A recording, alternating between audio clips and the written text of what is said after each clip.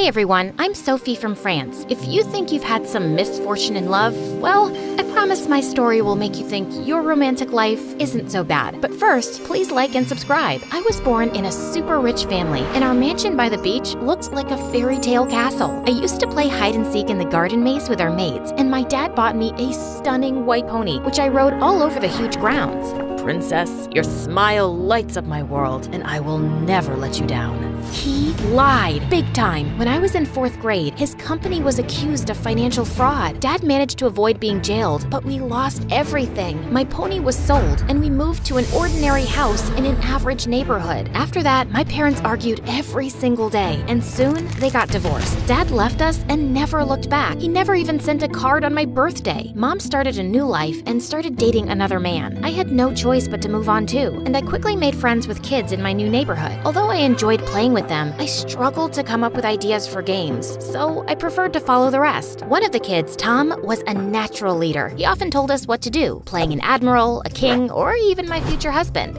Sophie, when we grow up, you will marry me.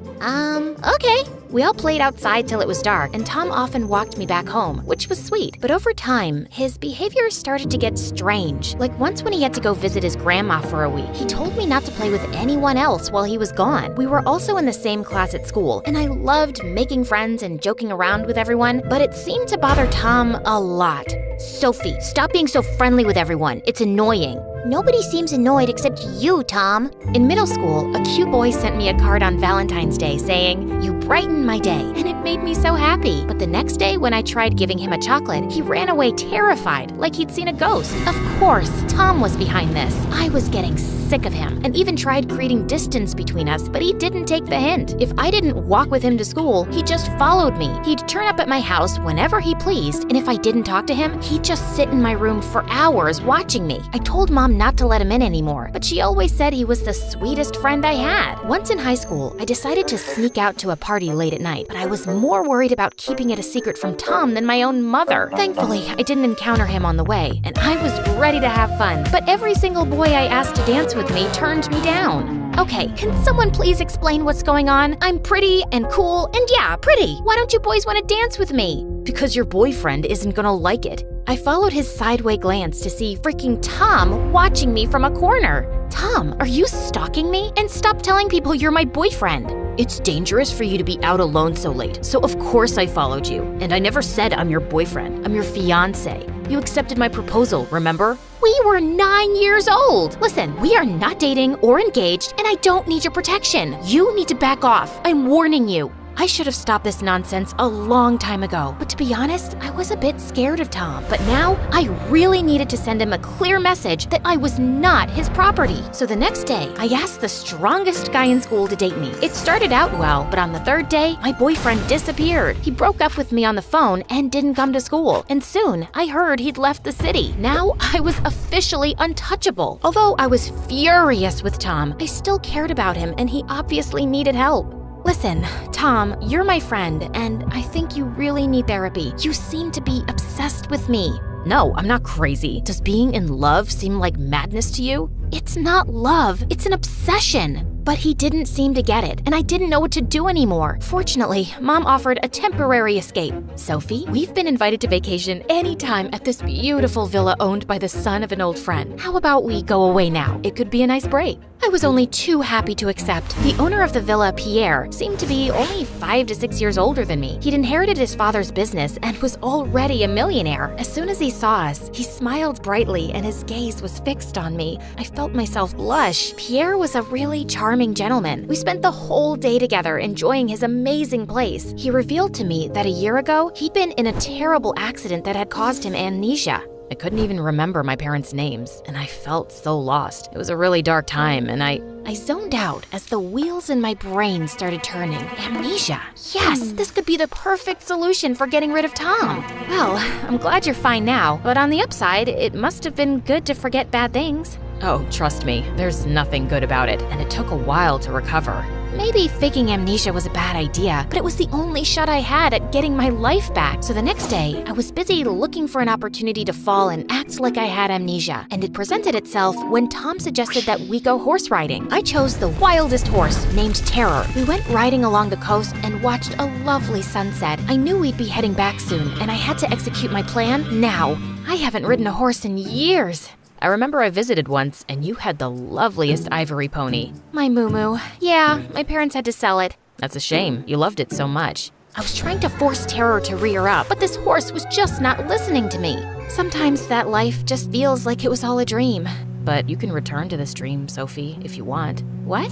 Just then, the horse reared up and I let go of the reins and fell to the ground. The world spun around me. The last thing I saw was Pierre's worried face before I blacked out. When I opened my eyes again, I found myself lying in a hospital bed. How do you feel? I don't know. What happened? Where am I? Where's Moo-Moo?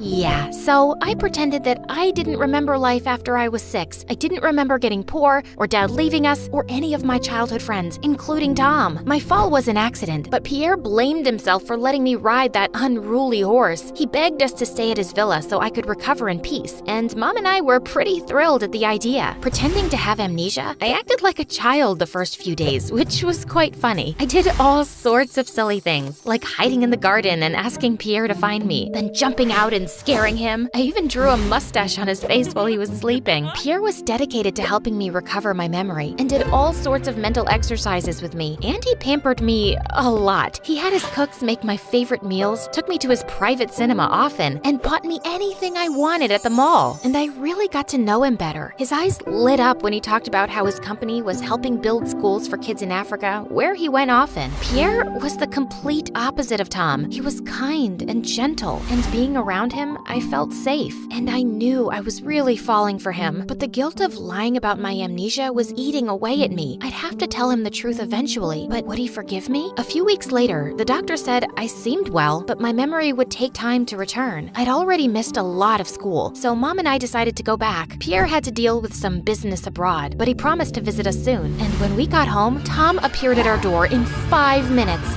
Where have you been? Why did you leave without saying a word? How could you not reply to me? Are you sure you're at the right house? Who are you? Huh? What is this dumb game, Sophie? Mom told him everything about my amnesia, and Tom was shocked. Then he got angry and refused to believe Mom, but she firmly told him not to stress me out and leave our house. The next day at school, everyone found out about my amnesia and asked me stupid questions, like if I still remembered how to read or write. Tom followed me around watching me, but he didn't say a word. But that afternoon, as I headed out of school, he confronted me. Enough of this nonsense, Sophie. I'm not buying your stupid act. Look, I'm sorry if you were someone important to me, but I really don't remember you. I'm sorry. How could you forget me? I've loved you since we were 9. I've been by your side every day since. How could all that just disappear? No, I refuse to accept that. I'll remind you of every memory till it comes back to you. He grabbed me by the arms and I started to panic. Leave me alone. Just let me be. Help! Someone please help me. Some people watching the whole scene called the police, and the police ordered a restraining order against Tom. My plan had worked. I felt both relieved and guilty. I knew I'd gone too far, but it was the only way. After that, Tom kept his distance, but I could still feel his eyes on me from the shadows. My only hope was to graduate and leave this place and Tom behind soon. For good. A few weeks passed, and I was already missing Pierre a lot. I texted him several times, but he didn't answer. Maybe he was just really busy. Or maybe I'd misread some signs, and he didn't feel the same way about me. I was looking for something to occupy myself, and decided to sign up as a volunteer with some friends at the Nice Carnival, a major music event raising funds for charity. As soon as we were done setting up the sound system on the stage, the announcer stepped up to the mic. Before we start the performances, I'd like everyone to welcome up our generous sponsor who's made this event possible and donated $10 million to our purpose. Give him a great round of applause. Mr. Pierre with his lovely fiancée Beth. My heart sank to my toes when I saw Pierre step on stage with a beautiful brunette on his arm. As he spoke a few words, I couldn't stop staring at them. Not even a girlfriend, a fiancé. Just then our eyes met, and it hurt to realize how deeply I was in love with Pierre. I quickly turned away and started to run. When I was far enough, I sat on some porch and just cried. I had no right to be mad at Pierre since I was a liar and he never said he loved me, but I still felt betrayed. Sophie, can I sit near you? Yes, Tom. That guy on stage, I saw how you looked at him. You're in love with him, aren't you? Suddenly, I just broke down and told him everything. How I'd been scared of him and faked my amnesia. Tom, I never said you were crazy, but your behavior isn't okay, and you made me feel suffocated. I know I've been a little intense, but it's only because I care about you so much, Sophie. I've loved you since the first time I met you. But caring about someone doesn't mean not respecting their boundaries, and you can't force someone to love you back. You can't hold on to an obsession for years and expect it to turn into a healthy relationship. I know you're right, but I don't know what to do, Soph. I can't help how I feel. That's why I think therapy could help you, Tom. You really deserve to be happy, but it can't be at the expense of someone else's well-being. You need to learn to let go and move on. Tom promised that he'd try therapy, and I felt like someday we could be friends again. Pierre's calls and texts were endless, but I refused to answer them. But one day, a strange sound caught my attention. It was a helicopter landing in the field behind our house, and Pierre came out of it. What are you doing here, Pierre?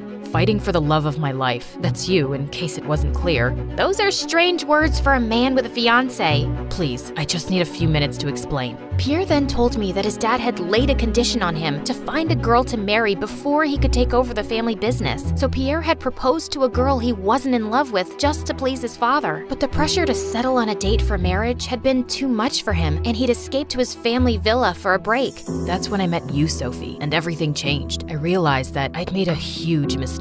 When you left, I went back and ended things with my ex-fiancé. We had committed to the nice carnival as a couple, so we decided to go through with it together. I know I should have answered your texts or told you earlier, but I was scared of losing you. I wanted to explain everything after it was over. Pierre, I don't know what to say. Say you'll forgive me, Sophie, and give me a chance to make it up to you. Before that, I need to tell you something too, and you may not want to talk to me after this. I told him the plain truth about Tom and my fake amnesia. The worst part is that I knew you really suffered because of amnesia, and faking it was completely out of line. I'm so sorry, Pierre. Is that stalker still bothering you? No, I've dealt with it. He's going to get therapy, and wait, why are you laughing?